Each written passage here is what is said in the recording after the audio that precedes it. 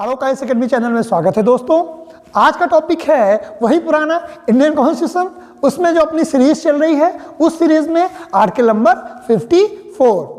मैं जो बात बताने जा रहा हूं वो आज भारतीय संविधान में जो राष्ट्रपति का पद है, कार्यपालिका का एक जो प्रमुख हिस्सा होता है, राष्ट्रपति का जो पद है उस पद के बारे में हम विश्लेषण कर रहे हैं। उसमें से भी आर्टिकल नंबर 52 और 53 में कर चुका हूं, आज 54 की बारी है। तो हम लोग क्या बात करेंगे आर्टिकल नंबर 54 में। जैसे मैं पहले बता चुका हूं कि भारत में जो डेमोक्रेसी ली गई है, लोकतंत्र जो लिया गया है, वो न केवल इंग्लैंड के लोकतंत्र पर आधारित है बल्कि अमेरिका के लोकतंत्र पर भी आधारित है। यानी हमने कहीं न कहीं इन दो लोकतंत्रों के समन्वय को लिया है।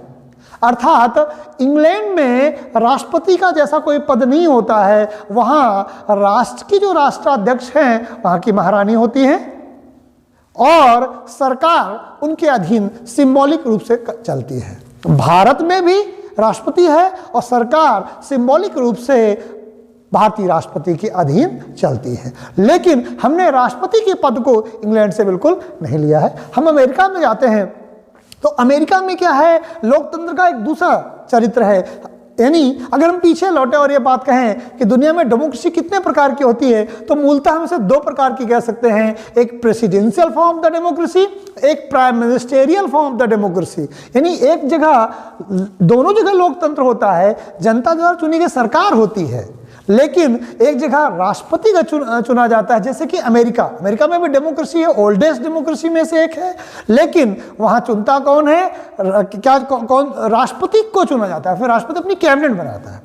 भारत में क्या है, भारत में prime ministerial form of the democracy है, जहां डेमोक्रेसी में सांसद डेमोक्रेसी को में चुने जाते हैं और सांसद जिसको चाहते हैं उसको प्राइम मिनिस्टर बनाते हैं। यानी सदन का जो बहुमत दल का नेता होता है वही व्यक्ति भारत में प्रधानमंत्री बन सकता है। हम प्रत्यक्ष रूप से भारत में न राष्ट्रपति को चुनते हैं, और अगर ये कहें कि हम प्रधानमंत्री को प्रत्यक्ष रूप से चुनते हैं तो वो भी गलत होगा। हम मेंबर ऑफ पार्लियामेंट, लोकसभा के मेंबर ऑफ पार्लियामेंट को चुनते हैं, एमपी इन लोकसभा, और वो लोकसभा के जो पार्लियामेंट होते हैं के मेंबर होते हैं वो लोग फिर प्रधानमंत्री को चुनते हैं या प्रधानमंत्री को मनोनीत करते हैं कि उनमें से कौन प्राइम मिनिस्टर होगा।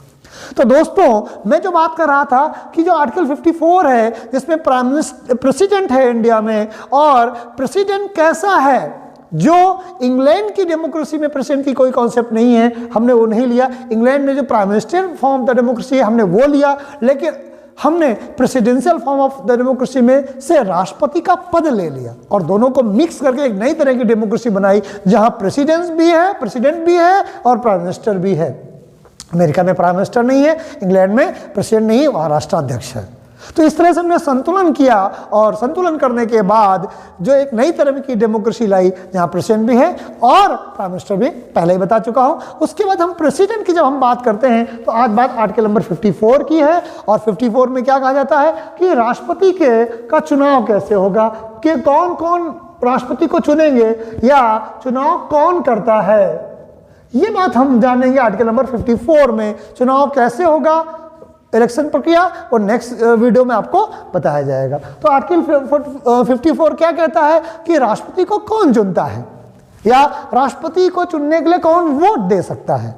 हम जब ये बात करते हैं तो हम पहला जानते हैं कि पहले जो बात कही गई 54 सब क्लास 1 में कि संसद के दोनों सदनों के निर्वाचित सदस्य, यहां पर दो बातें हमारी निकल के आई। पहला, संसद में दो सदन होते हैं, हम पहले ही बता चुके हैं आपको, लोकसभा और दूसरी राज्यसभा। पहला लोकसभा और दूसरी राज्यसभा, लोकसभा और राज्यसभा। तो क्या कर रहे हैं, संसद के दोनों सदनों के निर्वाचित सदस्य जो है वो राष्ट्रपति को चुनते हैं। दूसरी बात समझना है कि निर्वाचित है, यानी भारतीय पार्लियामेंट में जितने भी लोग मनोनीत हैं वो व्यक्ति राष्ट्रपति के चुनाव में मत नहीं डाल सकते।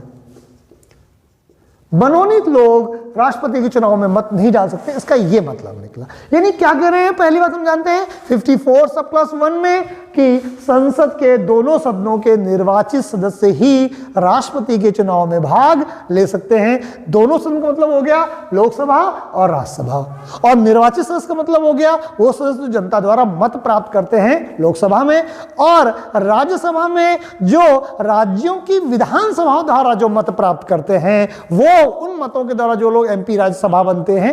यानी अगर राज्यसभा का कोई व्यक्ति एमपी बनता है तो वो राज्यों की विधानसभाओं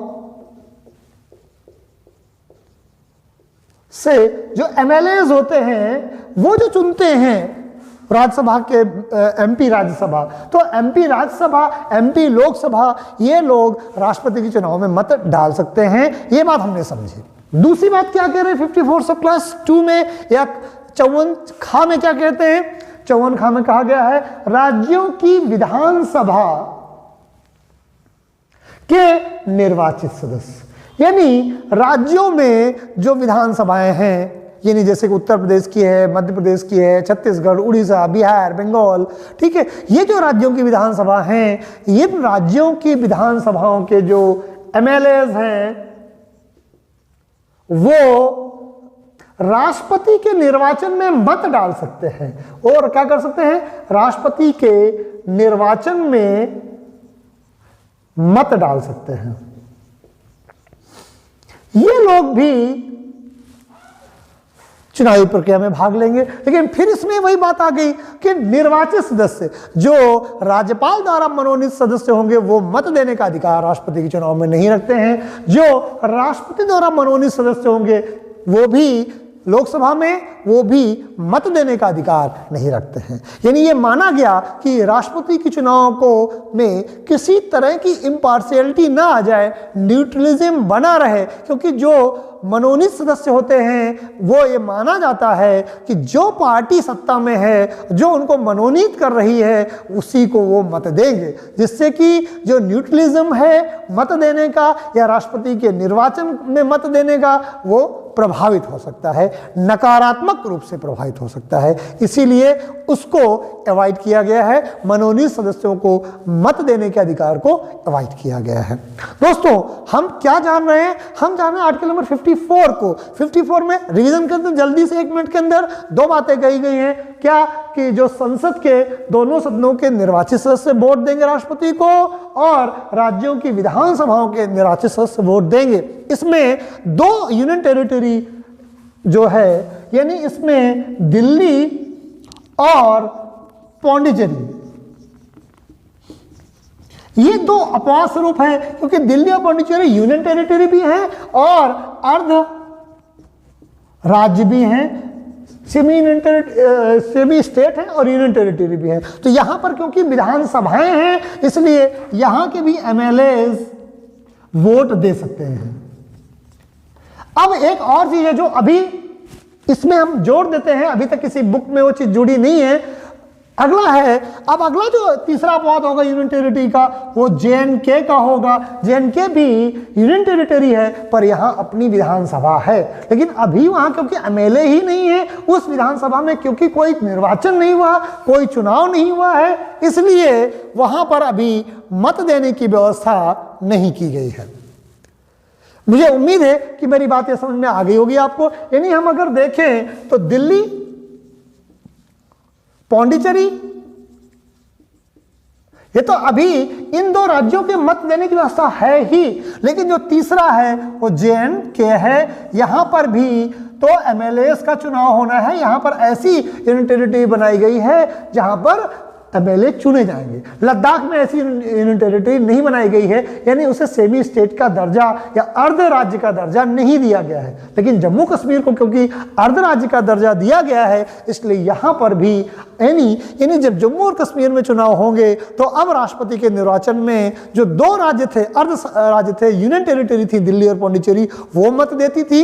अब उसके साथ में जम्मू और कश्मीर भी के जो विधायक हैं चुने जाएंगे, वो भी मत प्रणाली में शामिल होंगे। यानी हम लोगों ने क्या कहना, लोकसभा के निर्वाचित सदस्य, लोकसभा में 2 हैं, राज्यसभा और संसद के निर्वाचित सदस्य, जिसमें 2 डिवीजन है, लोकसभा और राज्यसभा। लोकसभा के मेंबर जनता द्वारा सीधे चुने जाते हैं, राज्यसभा के मेंबर राज्यों की विधानसभाओं के द्वारा चुने जाते हैं, वो लोग मत देंगे। और दूसरा है राज्यों की विधानसभाओं के निर्वाचित सदस्य, वो लोग भी मत देते हैं, जैसे उत्तर प्रदेश, बिहार, मध्य प्रदेश, झारखंड, तमिलनाडु, केरल, ऐसे राज्यों के लोग जो है राष्ट्रपति के चुनाव में मत डालते हैं। तथा 2 यूनियन टेरिटरी थी अभी तक जिसके लोग अभी मत डालते हैं, लेकिन बहुत शीघ्र ही जैसे ही जम्मू कश्मीर में चुनाव होते हैं तो 3 यूनियन टेरिटरी हो जाएंगी, दिल्ली, पौंडीचेरी और जम्मू एंड कश्मीर, जहाँ के MLAs होंगे और वो राष्ट्रपति के चुनाव में मत प्रणाली में शामिल होंगे। वो भी लोग उसको राष्ट्रपति को मत दे सकते हैं,